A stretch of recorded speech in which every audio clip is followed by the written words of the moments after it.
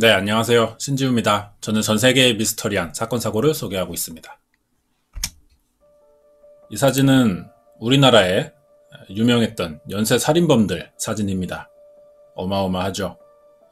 이 살인범들의 말을 들어보면 모두 각각 이해는 안 되지만 각각의 범행 동기가 있다는 걸 알 수 있어요.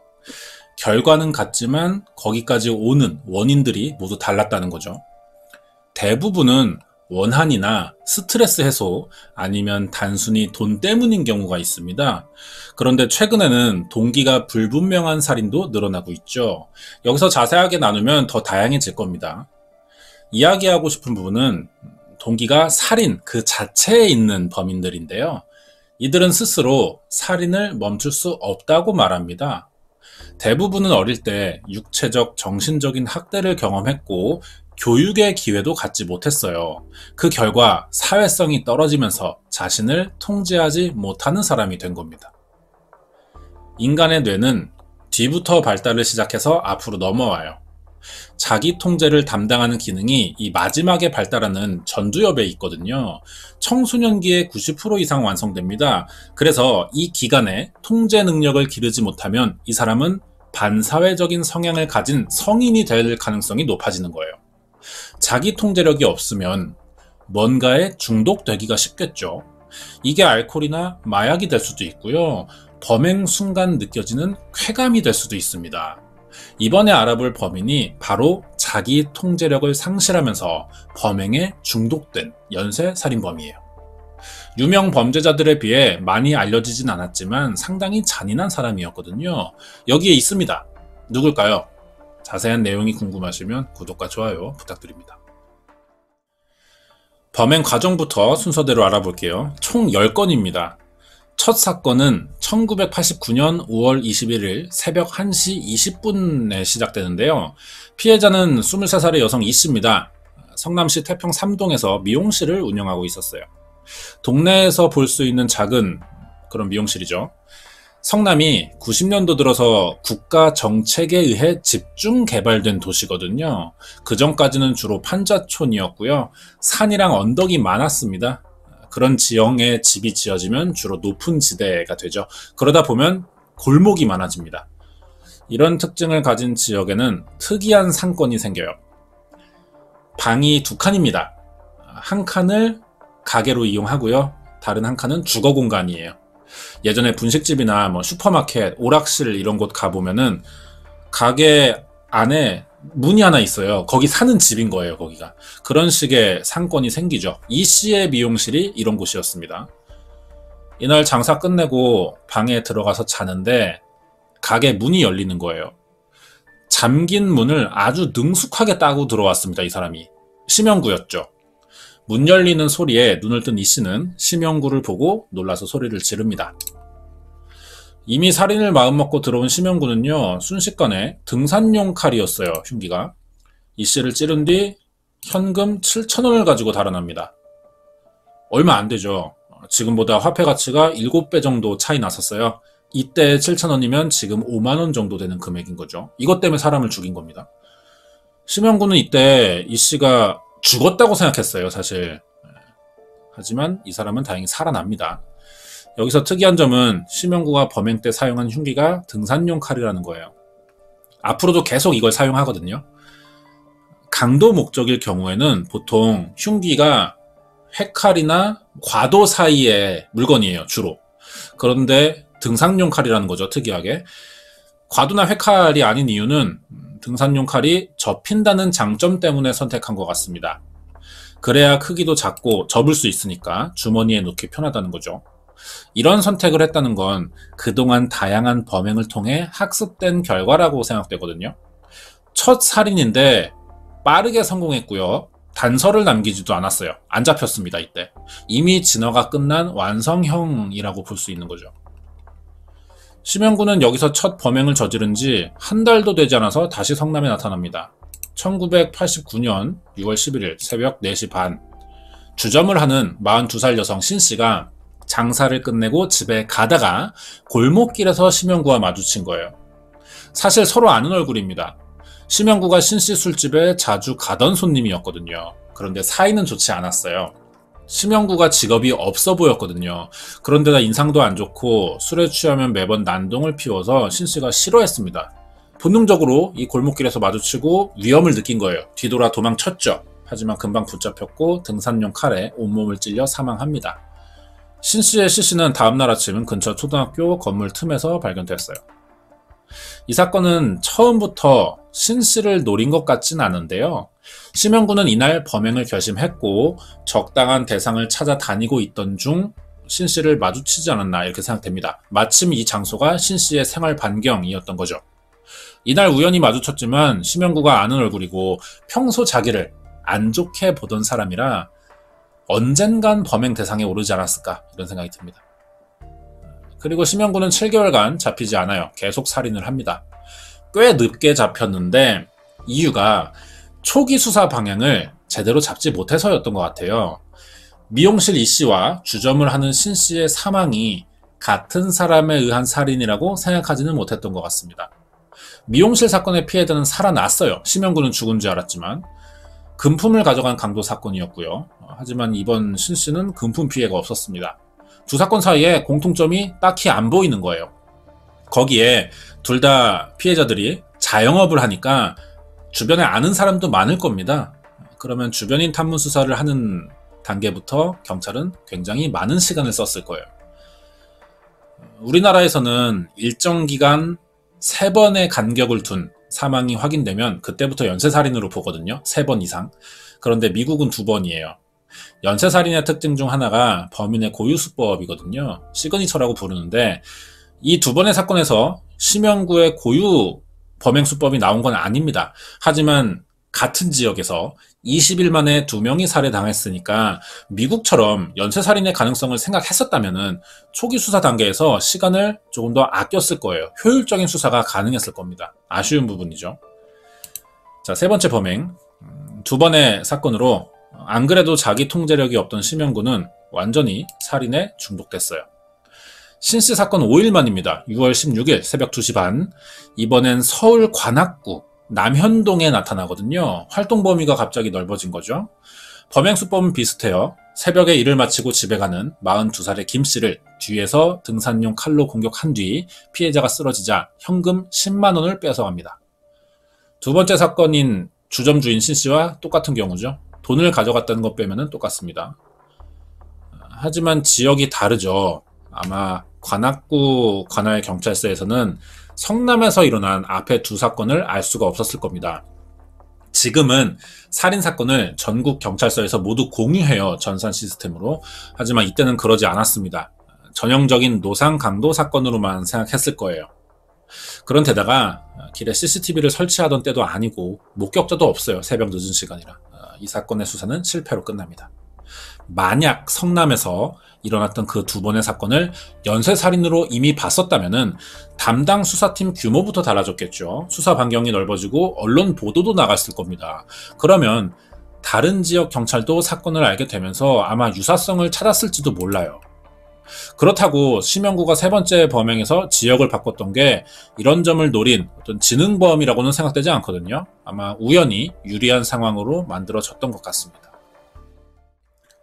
세 번의 사건 이후 한동안 조용하던 심영구는 3달 만에 다시 움직입니다. 1989년 8월 4일 장소는 다시 성남이에요. 새벽 1시 성남시 중원구 단대 1동에서 여성의 비명소리가 들렸죠. 소리를 들은 주민이 신고했지만 경찰이 왔을 때 심영구는 이미 도주한 상태였습니다. 피해를 당한 여성은 43살의 박씨예요. 이 사람도 가게에서 일을 하던 여성이었죠. 역시 뒤에서 공격당했고 박씨를 쓰러뜨린 후 주머니를 뒤졌어요. 하지만 돈이 없자 바로 도망간 겁니다. 박씨가 최초 공격 이후 도망쳤지만 심영구가 쫓아가요. 3km나 집요하게 쫓아갔습니다. 뒤에서 등과 어깨를 6번 찔러서 과다출혈로 사망했죠. 이쯤 되면 이제 심영구의 범행 수법이 보입니다.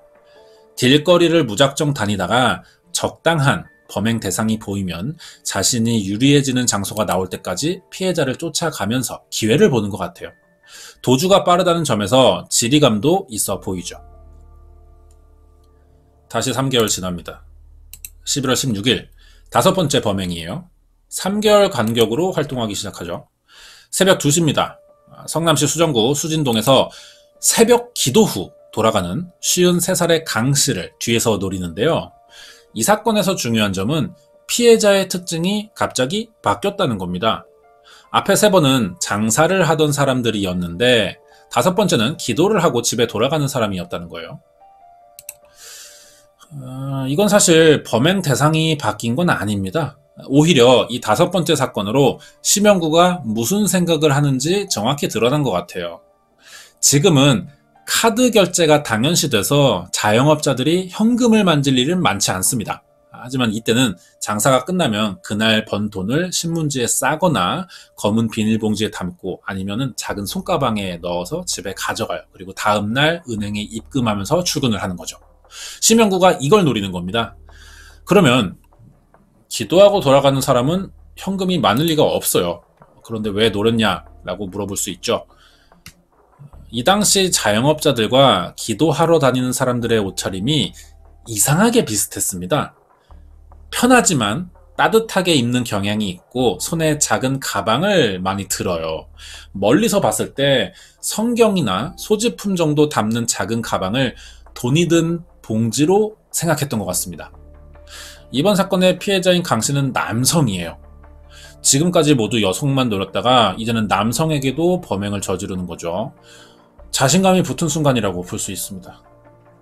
그리고 바로 2시간 뒤에 6번째 범행을 시도해요. 강 씨가 들고 있던 게 돈이 아니라 성경책이라는 걸 알고 화가 난 것 같아요. 바로 전에 3개월 간격을 두고 범행을 시도하던 사람인데 2시간 만에 6번째 범행을 저질렀다는 거죠. 냉정하지 못한 면이라고 할 수 있는데 이런 점은 연쇄살인범들의 전형적인 감정 통제 불능 상태를 보여주는 것 같습니다. 자기 생각대로 되지 않으면 화부터 내고 어떻게든 그 화를 풀어야 돼요. 욕구를 해소하고 싶어 합니다. 새벽 4시예요. 성남시 수정구 신흥 1동으로 이동했습니다. 2시간 전에 강 씨에게서 아무것도 얻지 못한 화풀인지 갑자기 길에 주차된 승용차 안에 있던 돈을 훔쳐서 달아나는 거예요. 앞 유리창을 깨서 훔쳤는데 지금처럼 차에 그 도난 방지 시스템이 없던 때입니다. 그런데도 유리를 깰 정도면 큰 소리가 나겠죠. 주변에 들렸을 거예요. 이런 위험을 감수하면서 범행을 저질렀다는 거죠. 아마 지금 어떤 감정 상태인지를 좀 알 수 있는 겁니다. 심영구는 지금까지 5개월 동안 서울과 성남에서 4명을 살해했어요. 1명은 살인 미수였고 차에서 돈도 훔쳤습니다. 성남에서만 4번의 살인을 저지른 거예요. 이제 경찰도 이게 연쇄살인범이라는 생각을 했어요. 하지만 용의자를 특정할 만한 증거나 목격자를 찾지는 못했습니다. 거기에 4번의 사건은 살인이었어요. 강력계 형사들이 담당했는데 이번 차량 금품 절도는 다른 과에서 수사했거든요. 아마 별개의 사건이라고 판단해서 수사 공유는 되지 못한 것 같습니다. 성격이 달랐으니까 같은 범인이라고 생각하지는 못했을 거예요. 10일이 지나요. 1989년 11월 16일 7번째 사건이죠. 이번에는 경기도 구리시 토평동의 길이었습니다. 이미 언론 보도 시작됐고 연쇄살인이 일어나고 있는 거 사람들이 다 알아요. 심영구도 위험하다고 느꼈을 겁니다, 이제는. 그래서 장소를 구리로 옮긴 것 같은데요. 이날 피해자는 노점상을 운영하는 57살 여성 이씨였습니다. 심영구는 이씨의 뒤를 쫓아가서 같은 방식으로 찔렀고 돈을 뺏어서 달아났어요. 8번째, 다시 서울로 갑니다. 여러 번의 범행을 저질러도 잡히지 않자 범행이 점점 대담해졌고요. 성남, 서울, 구리에서 다시 서울로 옮겨갔죠. 자유자재로 범행을 반복하고 있어요. 8번째 범행은 서울 종로구 창신 1동입니다. 토평동 길가에서 이 씨를 살해한 다음 날인 11월 27일 밤 9시, 여기가 야외 주차장인데요. 지나가다가 29살의 젊은 남성을 발견해요. 범죄자들이 피해자를 제압하는 과정에서 가장 위험을 감수해야 되는 젊은 남성까지 공격할 정도로 자신감이 붙어 있는 겁니다. 심영구는 차가 없는데도 이 남성에게 주차 시비를 걸었어요. 그렇게 말싸움이 시작되자 준비한 회칼로 13번을 찔렀죠. 남성은 사망했고 심영구는 이 사람의 차를 뺏어서 도망갑니다. 이 범행은 차가 목적이었던 것 같아요. 지금까지와는 다르게 흉기도 등산용 칼이 아니었습니다. 점점 진화하는 게 보이죠.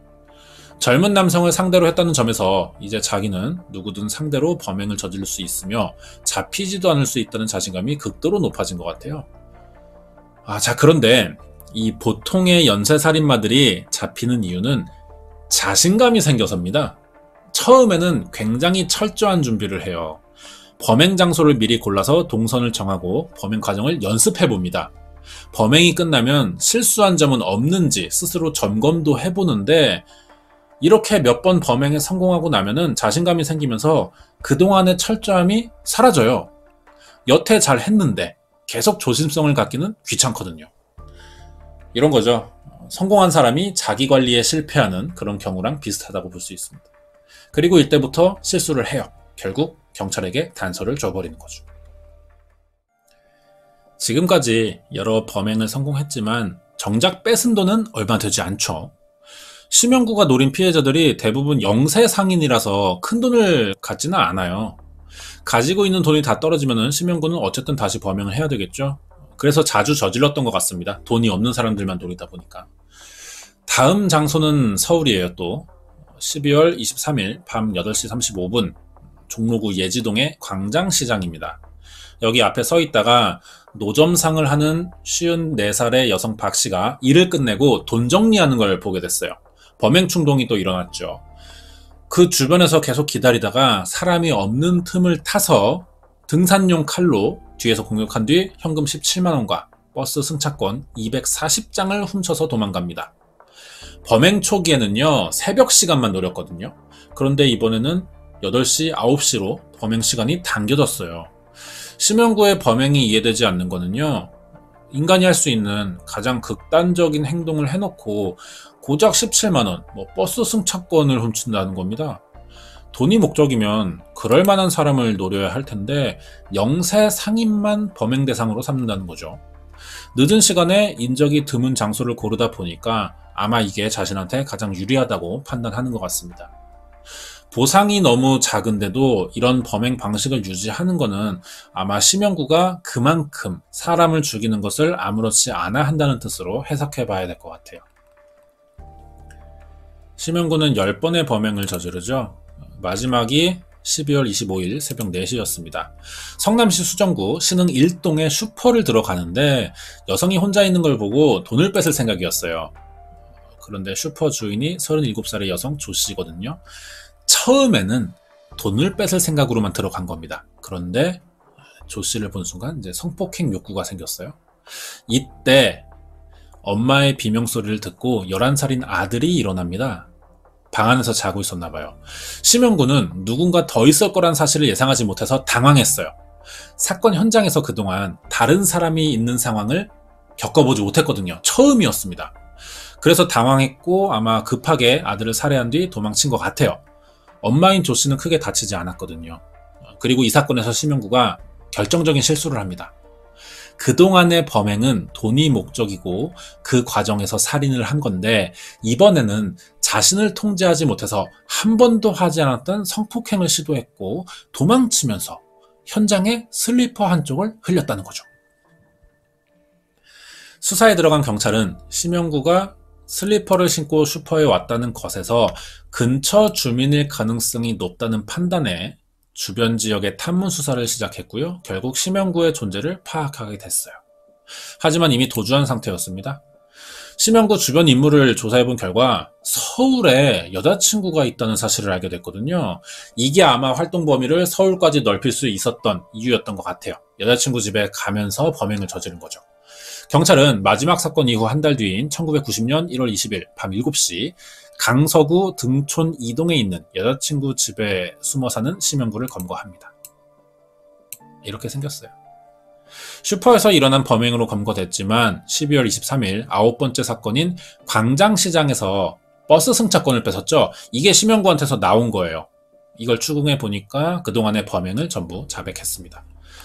1989년 5월부터 12월까지 7개월 동안 저지른 범행에서 뺏은 돈은 100만 원도 되지 않아요. 그런데 8명을 살해했고요. 3명에게 중상을 입혔다는 겁니다.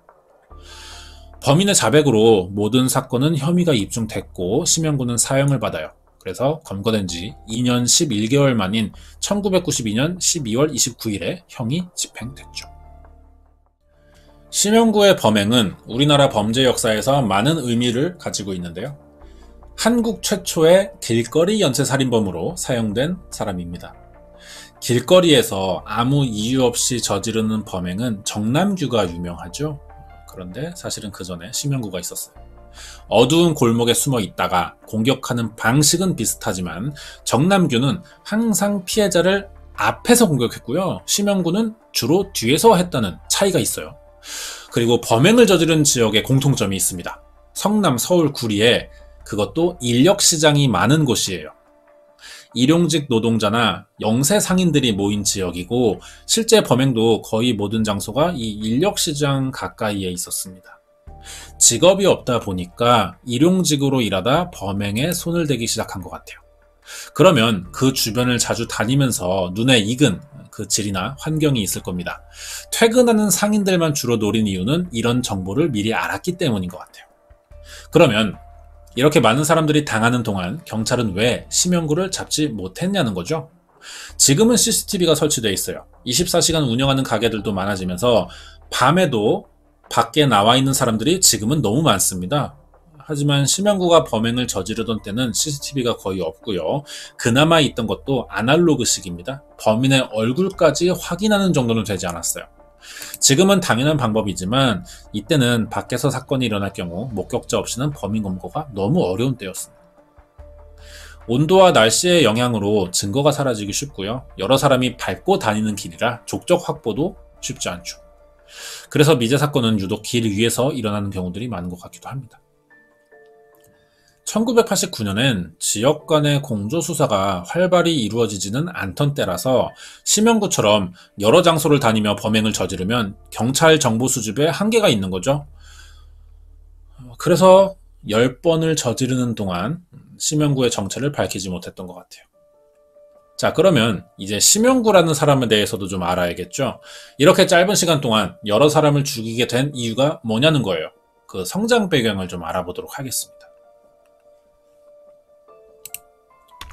1961년 충북 재원에서 태어나는데요. 재원은 지금 없어진 지명이고요. 지금의 제천시를 말하는 겁니다. 심영구도 불우한 과정에서 자랐어요. 8살 때 아빠의 가정폭력을 견디다 못한 엄마가 누나만 데리고 집을 나갑니다. 엄마에 대한 폭행이 굉장히 심했다고 하는데 어린 나이에 이런 장면을 자주 보면서 폭력에 익숙한 사람으로 자란 것 같아요. 엄마가 가출하자 아빠는 재혼했고 심영구는 계모와 계모의 자식들이죠. 의붓 동생들이랑 살게 되는데 친엄마랑 사이가 굉장히 좋았다 그래요. 그래서 중학교 1학년 때 학교를 중퇴하고 무작정 엄마를 찾아 서울에 올라갑니다. 하지만 바로 엄마를 만나지는 못해요. 그러면서 신문팔이나 구두닦기, 막노동을 하면서 살았죠. 심영구가 인력시장에 익숙해진 거는 이때부터인 것 같습니다. 26살 때 강도상해로 3년 6개월을 받고 수감하다가 1988년 여름에 출소하거든요. 이때 엄마를 만나요. 1989년부터 연쇄살인을 저지른 거는 아마 엄마와 만난 이때부터 이게 계기가 되지 않았나 생각되거든요. 그렇게 찾고 싶은 엄마를 만났는데 왜 연쇄살인범이 됐냐는 거죠. 수소문에 가면서 겨우 엄마를 찾았는데 그러고 나니까 엄마가 너무 어렵게 살고 있던 거예요. 인형 공장을 다녔다고 합니다. 그러면 당연히 수입은 많지 않았겠죠. 심영구는 엄마만 찾으면 잘 살 수 있을 거라고 생각했어요. 하지만 막상 현실이 다르다 보니까 이제 이 사회에 대한 분노가 생기기 시작한 겁니다. 그래서 결국 등산용 칼을 들고 다니면서 범죄를 통해 돈을 구해야겠다는 생각까지 가게 된 거죠. 심영구의 진술을 보면요, 돈에 관련된 이야기가 많이 나와요. 연쇄살인을 저지르기 전 교도소에 있을 때 양복 재단을 배웠습니다. 그리고 출소하면서 양복 가게를 차렸어요. 하지만 장사가 안 돼서 금방 닫습니다. 이때 든 생각이 정직하게 일해서는 큰 돈을 벌 수는 없겠다 였거든요. 그런데 아무리 봐도 이상한 거는 아까 말한 대로 돈을 목적으로 한 범행이라면 왜 굳이 돈이 별로 없는 사람들만 노렸냐는 거예요. 돈을 목적으로 하는 강도살인의 경우는 원한이나 쾌감에 의한 살인과는 성격이 또 다르죠. 돈이 우선이기 때문에 처음에는 피해자를 제압하는 과정에서 살인을 할 때가 있습니다.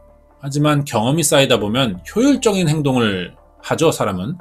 돈이 목적이기 때문에 사람까지 죽이면서 그 시간을 낭비하려고 하지는 않는다는 거예요.